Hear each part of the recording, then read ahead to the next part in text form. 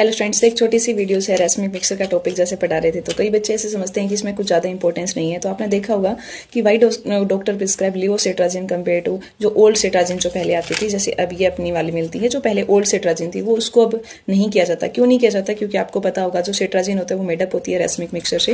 Racemic mixer का मतलब दोनों कंपाउंड सेम होंगे, मिरर इमेज होंगे एक दूसरे के।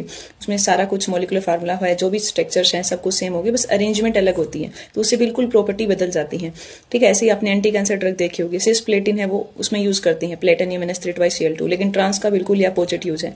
तो ऐसे ही आपके सेट्राजिन वाले में होता है। तो पहले क्या होता था, स्टार्टिंग में जब दिया जाता था मिक्सर दोनों ही यूज थे, लेकिन कई जो लोगों को जब वो यूज कर रहे थे सेट्राजिन, आपको पता है जो एलर्जी के ट्रीटमेंट के लिए यूज की जाती है, तो किसी को ड्राउजीनेस और फटीग फील होता था। तो जब इस साइंटिस्ट ने इस प्रॉब्लम का डिग आउट किया तो उनको पता चला कि जो लियोसेट्राजिन है वो ज्यादा इफेक्टिव है, और जो आपकी जो डिसइफेक्ट दिखाई दे रहे थे वो डेक्स्ट्रोसेट्राजिन के दिखाई दे रहे थे, इसलिए उसको बंद किया गया।